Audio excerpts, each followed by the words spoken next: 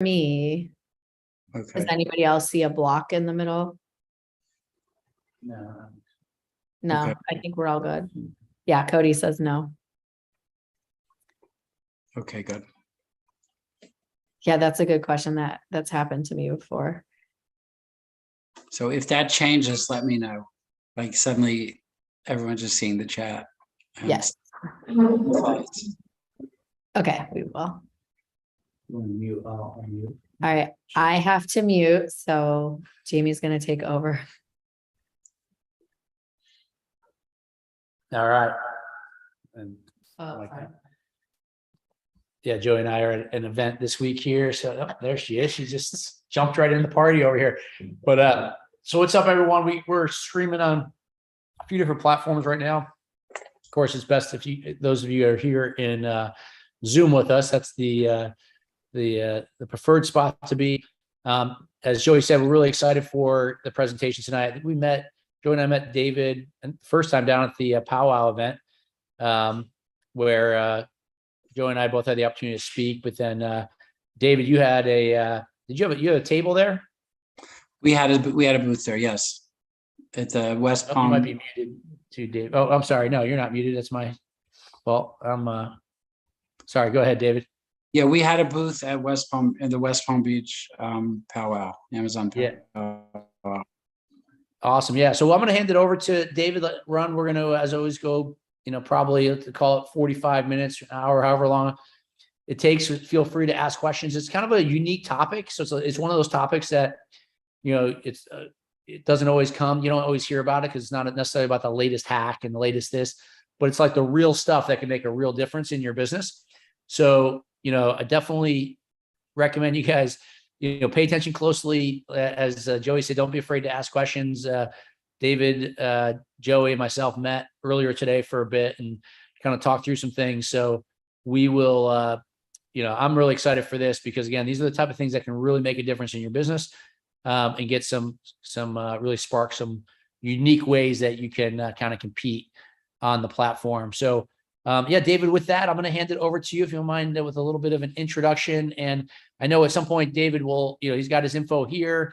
And at the end, make sure you guys stay on because I know he'll share a little bit more, potentially how, if any of you guys want more like hands-on help as we try to do, again, our goal is just to provide as much value. And that's why Joey and I go out to these events primarily is to find like amazing people like David. So with that, David, I'll hand it over to you. And again, thank you so much for coming aboard here tonight with us.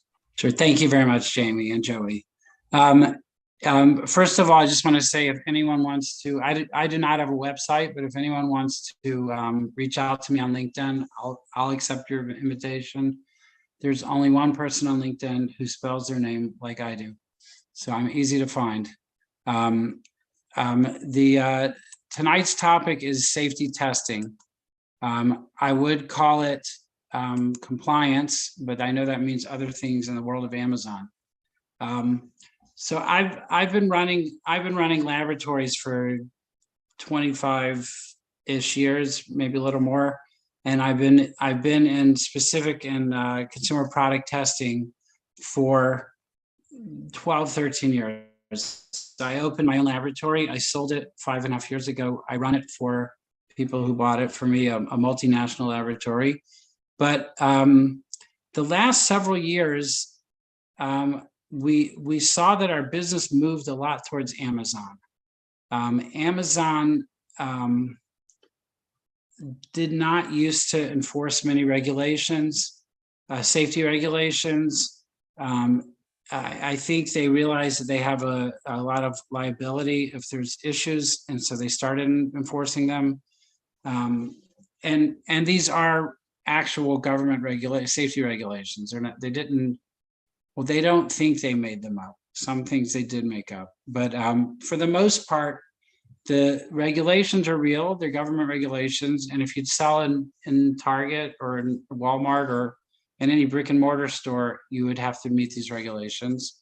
And just Amazon never paid attention to it. So about three and a half years ago, we started getting a lot more of this stuff, and I realized that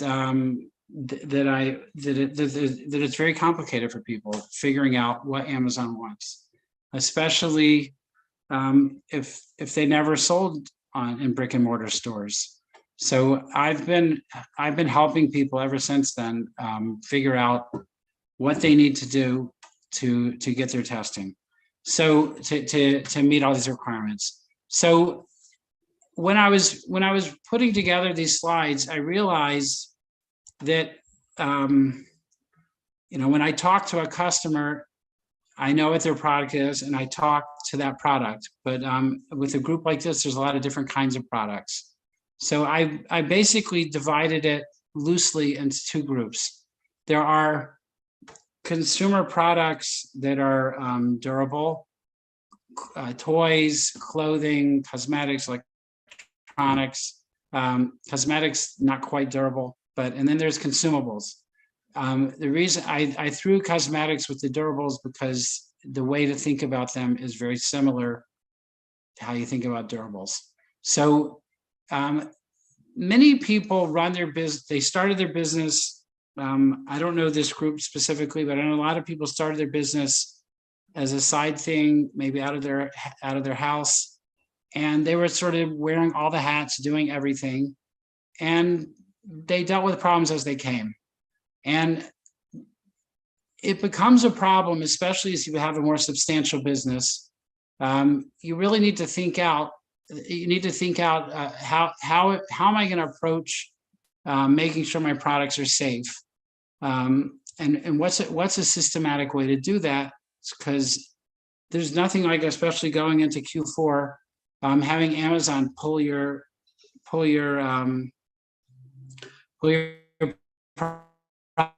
product down, and it's down for, some people can be down for a month, they can be down for a day, but they can be down for years. But this is just a particularly bad time to have your product down. Nothing you do matters if they pull your product.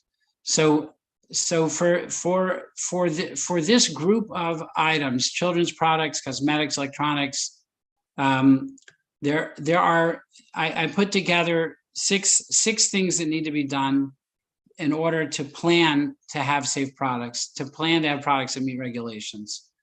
They're all listed here, and I'm going to go through them one by one. Now, if you sell dietary supplements or food or medicine, there are different things you need to be thinking about, but some of these things you should also still be thinking about. There's overlap, and in the interest of not being repetitious, I don't repeat them again for that section. So the first thing is to design for safety and to test pre-production. This is done before you have a container load of something. Let's say you're making strollers or cribs or some kind of children's toy. So it's worth your while to make sure to design it, if you're making your own private label, to design stuff that will pass. There are things that we can look at, and by design you can say this thing's going to crack to pieces. It's going to, it's going to create small parts, sharp points, all kinds of dangerous things. It's going to fail. There are things to do, once it's a little too late. Sometimes there are things that just fail and there's not much to do. Start over. So you don't want to have a container load of that. And if you do, you don't want to have a container load that you just ship to America and pay for shipping also. So it behooves you to design, to speak to someone to make sure that you're designing something that's going to work. Testing pre-production, also the same concept. You test it to make sure there's not hazardous chemicals, that it's not going to break apart. There are occasionally things, there's flammability testing sometimes, depending on the product. And basically flammability tests are, it will burn, but will it burn? Will it take off like a rocket? Will you not be able to get out of the way? That's typically what failure means in flammability. Now, some things it's not worth it. Some things it's an inexpensive product or a tight margin. You have to make a business decision. Is it worth it for me to, or to what extent do I need to pay attention to the design? To what extent do I need to test pre-production? maybe test one or two tests, not the full idea. Maybe ask someone what are the most likely things to be a problem. But particularly if you have a very sophisticated problem, you want to be careful about the design and pre-test. Now, I made this little slide to compare the cost of testing before purchase. That's not exactly the same as before production, but before you actually take ownership of whatever your factory made for you, versus waiting until Amazon asks for test reports. Before Amazon was busy with this, people would go years and Amazon never asked them for anything. And some people became very used to that. And all the money they saved, sometimes they spent in about a month when all kinds of problems happened. So testing costs, testing can cost anywhere from $100 to $5,000 or $10,000. But whatever that cost of testing is on the right side. But if your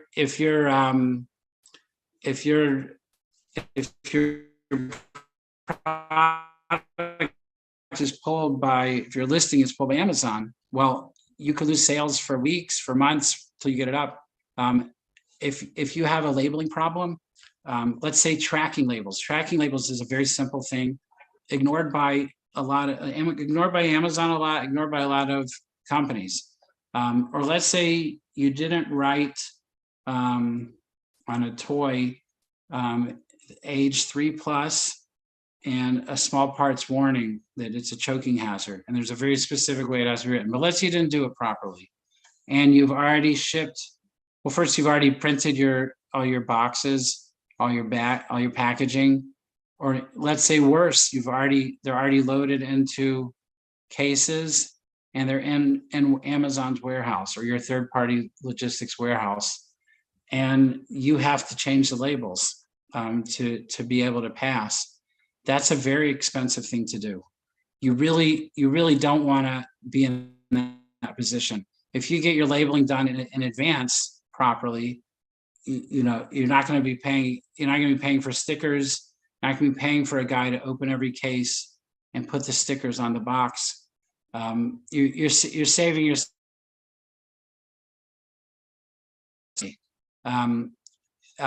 If you fail, and I do have most everything passes, but we do have customers who fail.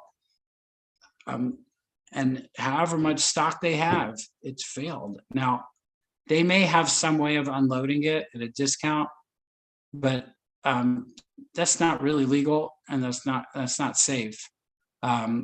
So the cost of testing is really doesn't weigh a lot compared to all these other costs. The cost of testing in advance, and now that Amazon is checking, if there is a problem, there's a much better chance that they will find it. Factory inspections is another thing. A factory inspection you can do yourself. You can fly to China or wherever, Mexico, or wherever you make whatever it is you make, and walk through the factories and see if the eyeballs are falling off your teddy bears, see if the trim is proper on the clothing you're manufacturing. You can do all that stuff yourself, but you're flying to another country, you're missing whatever you normally do, and you're not a professional factory inspector. There actually is in China and other countries where there's a lot of manufacturing, third-party manufacturing, there are professional inspectors. And in a lot of these countries, it's very inexpensive. They'll give you a professional report. They have pictures, and you'll tell them, this much the trim is off. Okay, I'll take that, but a little bit more, it passes. You make all the rules, and they just say the rules, and you don't get stuck with a container load of something you really just don't want to have. The other thing is just planning. When you sell on Amazon or another e-commerce site, I always say Amazon, but I have dealt with people selling in Walmart and Etsy and other such companies also. If you're running a real business, you're making money from this business, significant money. You can't do this on the back of an envelope. You really want to be paying attention. But meeting regulations is definitely required, but there's more than that. Companies like Amazon have robots doing a lot of this regulating. There's the sellers. They have a lot of people who may have various levels of training, doing a lot of this, looking through your paperwork. And some things may be perfectly fine. I have this all the time. The test reports are fine. Everything's fine. Amazon's not taking it, and they just keep sending it back. They don't communicate well. They don't always communicate quickly. And there are things that aren't really wrong, and they don't like it anyway. I've spent the last 3.5 years while I've been working with a lot of Amazon sellers, trying to understand what is it that's bothering this guy. Everything's fine, and I've managed to get inside their head and see things the way they see them.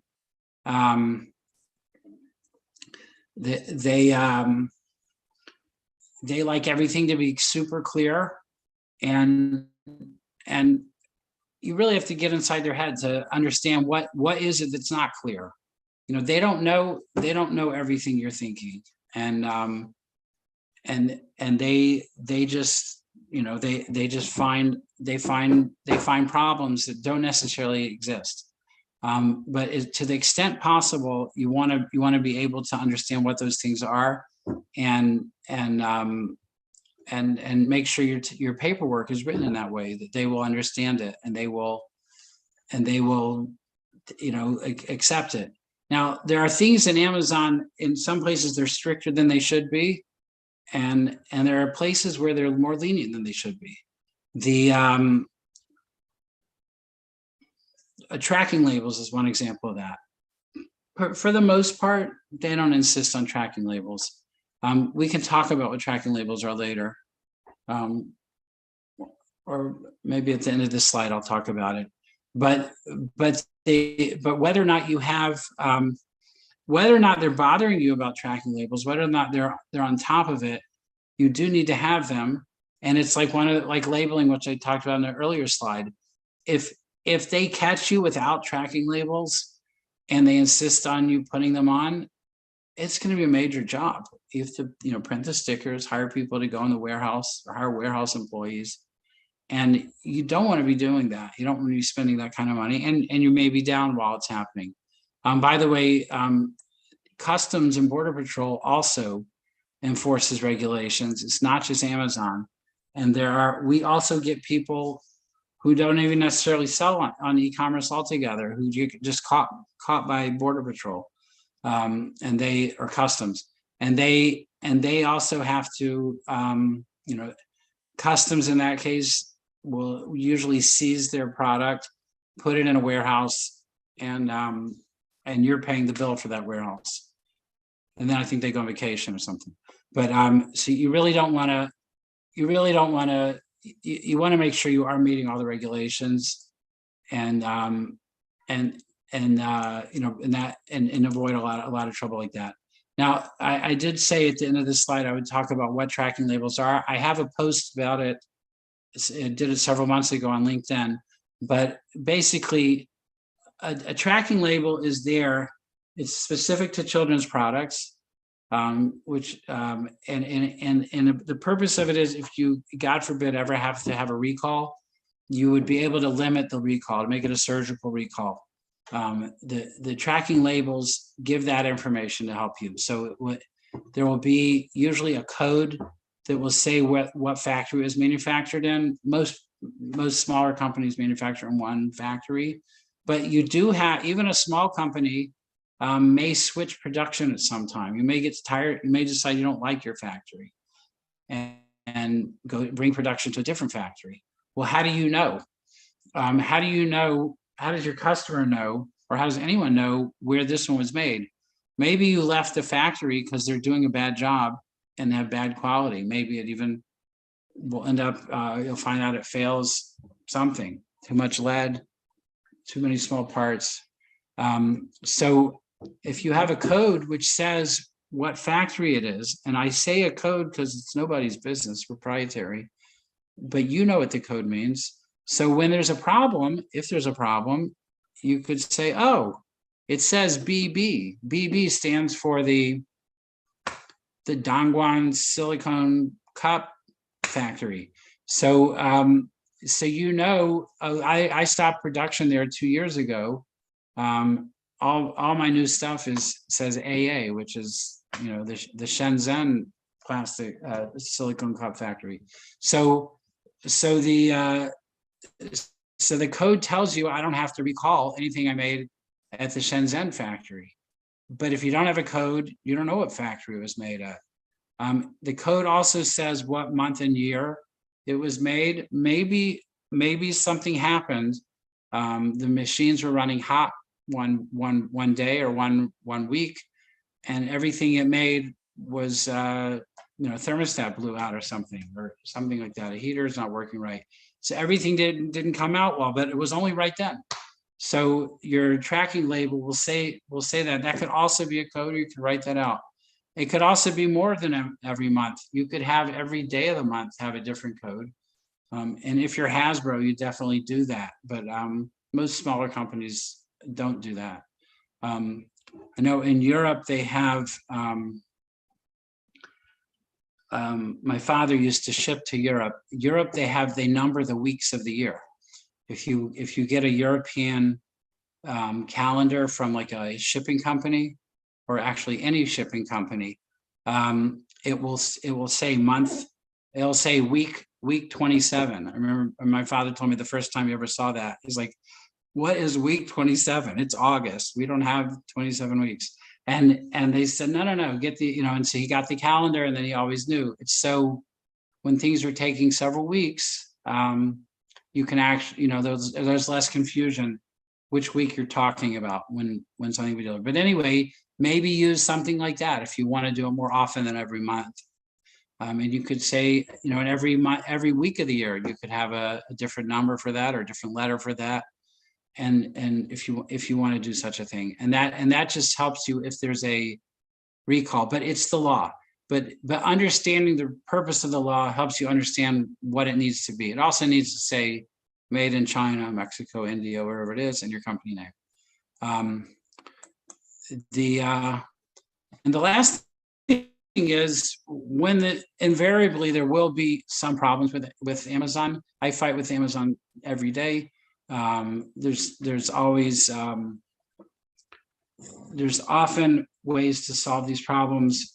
Doesn't matter who did the testing. I fight with Amazon on behalf of any, on customers who have testing from any different kind of laboratory. It doesn't matter. And sometimes we have to add a little bit of testing, a supplementary testing. Sometimes I just tell the lab, hey, you got to write this a little different, or hey, you forgot to test something. And every time it's different. That's part of why I love doing this, is I always have to be on my toes and figure out specific to that situation, what exactly is the problem. Usually Amazon is what we would call right, maybe with quotation marks. They mean something. They're not always right. They can it may be something in their mind that they think is the regulation, but there's usually something they're talking about. Now, if you did everything in the previous 5 slides, this won't happen as much. But if you're doing it totally, just to see what, just to get away with what you can get away with, I'm not saying that in a judgmental way, but if you just wait until things happen, you'll have this much more often. I'm just checking. I see a few comments in the chat. Just checking if if there's any questions that need to be. No, we were just being silly. Okay, no problem. Yeah, okay. So, so that's for what I call consumable products. The next area is food, dietary supplements, medicine, because there's other things. These things also need to be thought about, but there are other things that are specific to them. If you make toys or cribs, nobody looks at your factory. That happens not to be true if you're making electronics and you need UL certification. They could be looking at your factory, but for the most part, toys, clothing, nobody looks at your factory. They look at the product. When you're making food or particularly dietary supplements and medicine, so minor problems, the dose is off a little bit. Well, that's a big problem. So you need to have a GMP factory. The factory itself, you can make everything perfect, but if the factory is not GMP, it's not per regulation. And if it's not GMP, you probably won't be making everything right. So we'll have a few slides about GMP. Part of being a GMP factory is that you test everything properly. There are labeling rules, and I wrote in pictures here. Amazon loves pictures of labels. Anyone who's been, who's had to fight with them about stuff, they always want to see pictures of your warning labels, even if you don't need any. So a GMP factory means GMP stands for good manufacturing practice. And a lot of times it's written with a small c in front of the GMP, CGMP. The small c means current, which I don't know why they need that, but that's what they write sometimes, and that's what it means. Of course, it has to be current. Everything you have to do has to be current. Your toy testing also has to be current. So what GMP, if you've ever worked in a ISO 9000 facility, or I've worked in ISO 17025 accredited laboratories, these all have the ISO, those ISO designations are a quality system. You can argue about if the quality system is a good idea or not. I know in laboratories it is, and I know in GMP facilities it is. A quality system means you have a manual, but it's not a manual to sit on a shelf. It's a manual which this is how we do it, and you have to do it that way.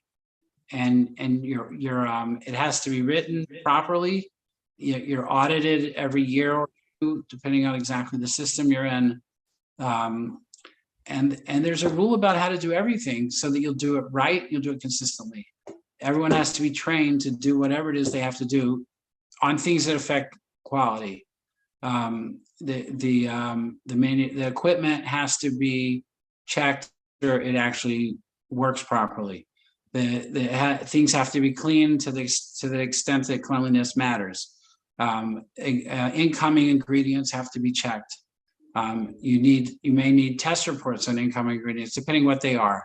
If you're putting some kind of herb or root into a pill, well, how do you know it's really that herb? What are the things in the pill? Are there'll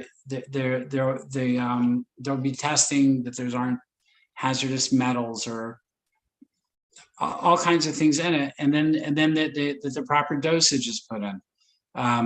This is all part of a quality system, and these concepts really started probably in the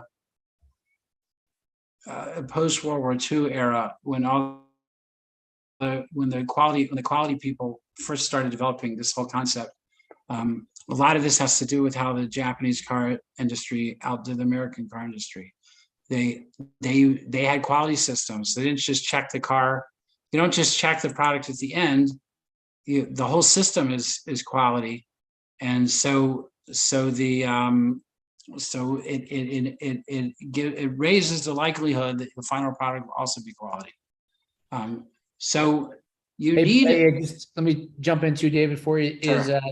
I want to correct to Ben. So Ben's question asked, is GMP needed for pet meds and consumables /consumables? That is a very good question.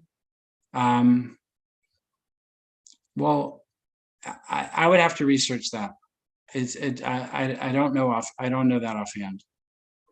When you say consumables, if you mean toys, pet toys or pet care items, I would say probably not. But pet meds, Yeah, I like would, pet supplements, stuff like that. I'm right, imagining. those kind of things. I would lean that they probably do, but I would have to look into that. Or something they eat. Yeah, I would think so, but I can't say for sure. I can check into that. This is from Ben Stevens. Yes, I will look into that. Yep, that makes sense. And now, besides having this system, and a lot of times they'll hire, the factories will hire a consultant to do it, or sometimes they have someone on staff who writes a system. Then you need an auditor to come and go, look at what you wrote up. It has to be written properly, and then looking that you're following it. You have to keep records, so that you're going to get a CGMP or GMP certificate from assessment body. There are a lot of different ones. Some are more expensive, some are less expensive, but it's not really about the certificate. You do need a certificate, but that's not really what it's about. You really just have to have a good system. And if you trick that guy, or if the factory tricks that guy and can get away with a bad system and get his GMP certificate anyway, well, the FDA audits factories, dietary supplement medicine factories, and they're doing it more and more. I think they doubled the amount of factories that they've audited this past year over the year before, and if the FDA does a pretty solid audit, if you got away with something, you probably won't get away with it with the FDA. So it really has to be done properly. There are people who do pre-audits that they don't work for some kind of assessment body that gives you certificates, but they will do an audit like similar to how the FDA would do it, and they'll tell you if you got problems, and there are places that will have someone like that come in just to make sure that that it really is done properly.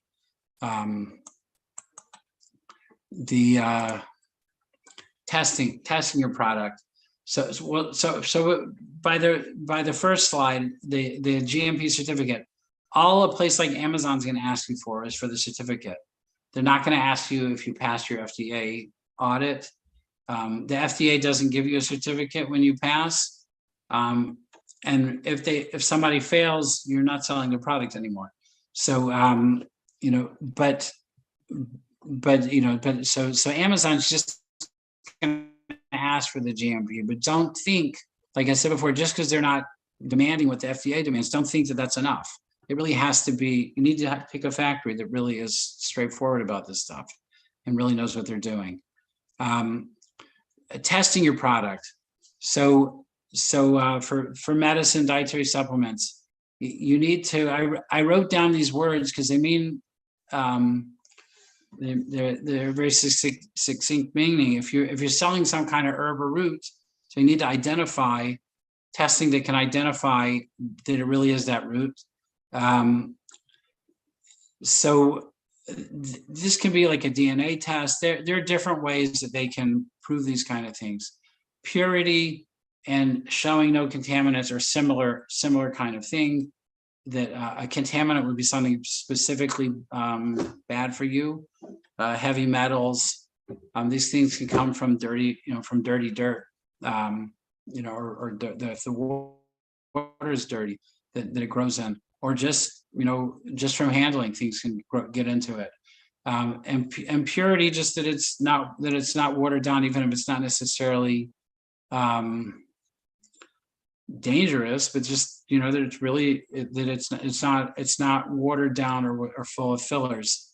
The strength, if you're selling a tablet that's 100 milligrams, 500 milligrams, it should be. And composition, identity, these are a lot of these words mean similar things. There needs to be a testing plan. A testing plan means we test every lot. Okay, every lot of material of medicine, we test it, or we test every third lot.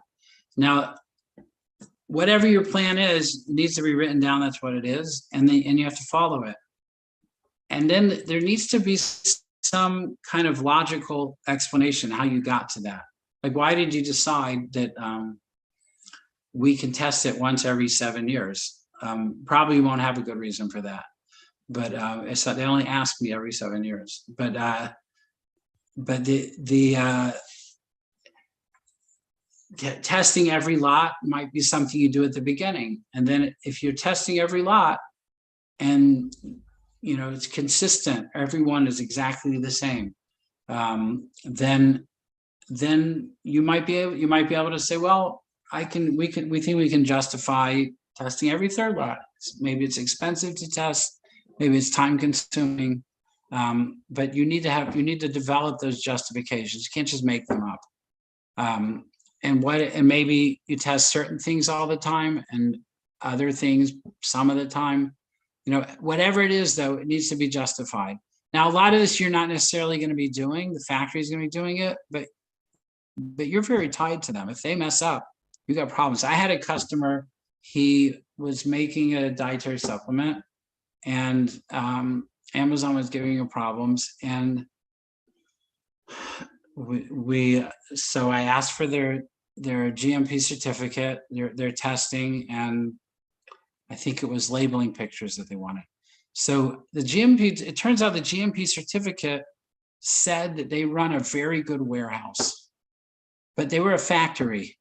They had a GMP certificate that the warehouse, doesn't mix up the boxes or whatever, and actually ships what they say they're shipping. But the factory itself had no GMP certificate. Now, this guy I'd heard his commercials before he was my customer. I think it was a pretty sizable company. He had to scramble like crazy. Like, effectively, what that means is, who knows what he was selling. There was no evidence of any kind of control. Was it really whatever herb it was that was supposed to be going in their dietary supplement? How much of it was in it? Was it contaminated? We don't know. Did anyone there know what they're doing? Did they ever clean the equipment? We don't know any of that stuff. There was no GMP. So he very quickly found another factory. But that something like that, depending on who finds something like that, that could ruin a company. They could be lawsuits, but even without lawsuits, it can give you a really lot of bad press, and those sometimes you can't ever recover from those things. Now, I had the last item on this page. I've had this before, where somebody's selling dietary supplements. I had it more than once. They're selling a dietary supplement. Let's say that it's a erectile dysfunction dietary supplement. Take this, eat this root, and you'll be on fire. And Amazon said, we think that it has Viagra in it or something like that. And there's no reason specifically to think that, but they thought that. And he had to go prove that it didn't. And they didn't accept just any lab to do it. Like, he had to find the proper lab that they would accept to do this testing. and they didn't say any of this. This was one of my funnest ever Amazon advocacy that I did. We just had this crazy puzzle. We had a bunch of oddball words that Amazon said. And I remember I was just going for one regulation after the next. And I was getting nervous. I think I was about an hour and a half in. Everything he did looked fine. I had no idea what they wanted. And then suddenly the whole world opened up to me, and I got it up. That's what Amazon wants. And everything came together, and that was what Amazon wanted. But you may have, and this is something, no matter what you're selling, you may have some oddball thing. The Amazon got nervous about something, and they want something that they really have no right to ask for, but they do. And so you better have it. Labeling. Food also needs nutrition facts. We're very familiar with that. We see that on all our food. You need an ingredients list, the strength. There are a lot of different labeling rules. Too many to go through, in this presentation. But there are quite a number of labeling rules, and there are labs that can for a price, they will confirm that you're labeling. And a lot of times a place like Amazon will insist on having that report that says that your labeling is good.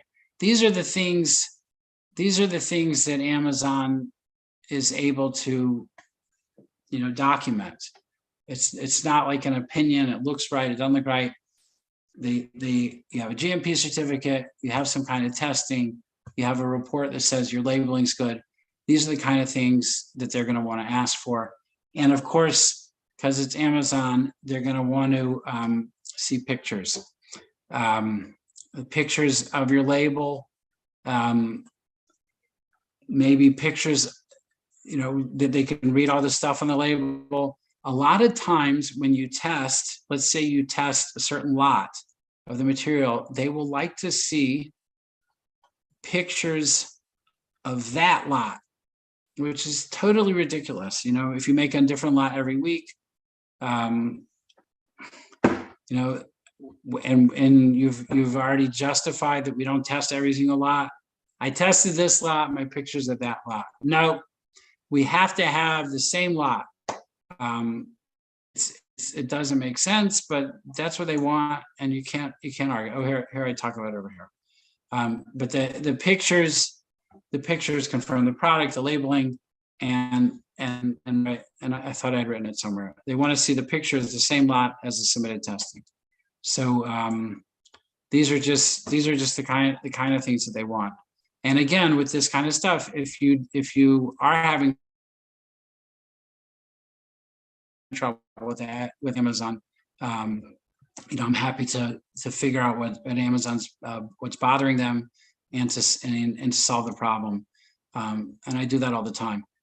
Most things that I work on take 1 to 3 hours of my time. It may take a few days, but if I have to argue with I have to guide the lab how to redo the test or what they missed out. So I'll be emailing them, but these emails, it's 5 minutes here, 10 minutes here, 20 minutes there, move, over 2-3 days or something. But all in all, for my time, usually 1 to 3 hours covers the whole deal. If you got something really complicated, I love those the best. This is my services offered page. The first thing is advocacy with Amazon or with customs, figuring out what the problem is. If you need testing, I also run a lab. I work with other labs for things that my lab doesn't do, and we registrations, all these kind of things. We can take care of these for you. A big thing going on right now is if you're selling in Europe, they have a lot of recycling laws. So the EPR EPR is you have to join these groups that actually are sort of subsidizing recycling, but you have to have certificates that you've done that. There are a lot of people who do that, but I can help you with that. But there's also recycling labeling. You have to, and it's a big mess. Every country in Europe could potentially have their own rules.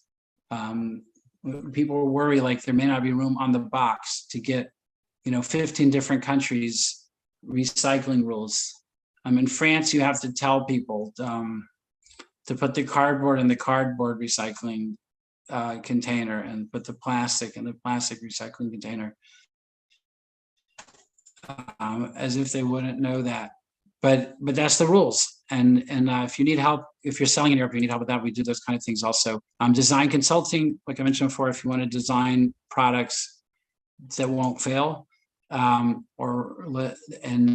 then we can run your whole safety compliance department if you have big enough a department that you want to do it. I could do it on a monthly thing, or if it's smaller, we can do that on hourly also. But I do offer a monthly rate for companies, bigger companies who want to just have someone else do it. They don't want to hire someone full time to run their safety compliance. This is a lot cheaper than that, but still I can oversee all the the full testing.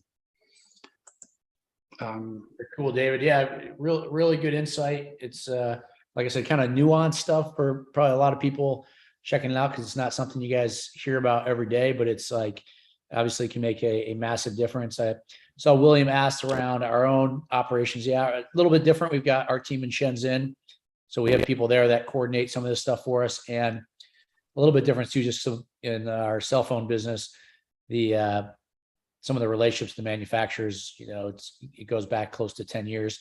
So there's a little bit of difference around the process there, but yeah, David, that is seems like you guys have a real good success rate helping people guide through this stuff. Like you said, there's usually like a lot of things at Amazon, it tends to be, different issues can pop up, and it's never maybe quite as easy as it seems like it should be, but it's you want to have people like David that can help get you taken care of. So really good info.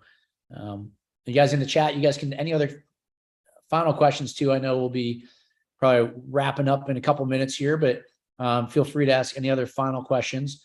And again, David, you put the info there. So it sounds like the best way for people to get a hold of you is to shoot you an email. Is that right? Yeah, an email, or you can send me a WhatsApp. That's my cell phone number, and or DM me on LinkedIn. See. I want to put it actually. Do you mind typing his email from the thing on the chat? Because you can't. You want me to put it in? Joey's going to do it. She's on it. Yeah, I realized I couldn't quite copy and paste it, but it was good. So we'll put his contact in the chat there. Oops, my computer's not quite charging properly. Oh, there we go. Caught it before it died there. But awesome, David. Any final thoughts there? Words there? Joey put your email in the chat there. Again, our goal is just for you guys to really provide value is what David did. At the same time, when you guys, if you have a need on the help, to be able to reach out to David, again, someone that Joey and I had the opportunity to meet at one of the big industry events. And again, I haven't met a lot of guys that kind of do what David does. So really helpful. So, but yeah, David, you want to close? Any final thoughts there? No, I just want to, I guess, there are a lot of laboratories who will do your testing, but there's that little tiny space between I got my testing, but Amazon take it. And you could use that laboratory. That's, that's fine. But sometimes you just need somebody else to, I don't want to use the word grease the wheel, because there's nothing illegal what I'm doing, but just to make it that the test report actually something Amazon will accept. And it's important to think about this stuff before it happens. Factories will tell you sometimes, we have all the test reports, don't worry about it. you can take their test reports and they may be good, but you should have someone look at them and make sure they're good. Because you could get stuck. I had a doll company. They said their factory said they had testing. I said, let me see it. And they sent me testing on a blob of plastic. It wasn't a doll, just a piece of plastic. And it's like, maybe they made the doll out of that plastic, maybe not. But like that ain't gonna do you anything. And there's a lot more than just to know that your blob of plastic was but go in with your eyes open. Check things, make sure they're good, or make sure that they're plausibly good. And to the extent you can, don't leave it up to happen chance. Yeah, well said. And William said, thank you, David. Failing to plan ahead is planning to fail later. That's right. A friend of mine is a contractor. He said you measure twice and cut once. Alternatively, you measure once and cut twice. So a similar way to say it. Yes. Awesome, David. All right, well, we'll wrap it up there, guys. So this is recorded, and we will be adding this into your membership area. There's a lot of good info to refer back to. Make sure you grab David's contact info, and like I said, don't hesitate to reach out. I think all of us, again, it's great in the industry. One of the keys is to have really good relationships and contacts, and that's what I think the opportunity with David is for you guys as well too. So, David, thanks so much for taking the time and putting this together. But go ahead. One last thing, Ben Stevens asked me about pet medicines and pet foods. If you could just reach out to me on LinkedIn, I'm going to look into it, and I will, and I'll get back to you when I find that out. All right, David. Next time we see you, how long will the beard be? Next time we see you?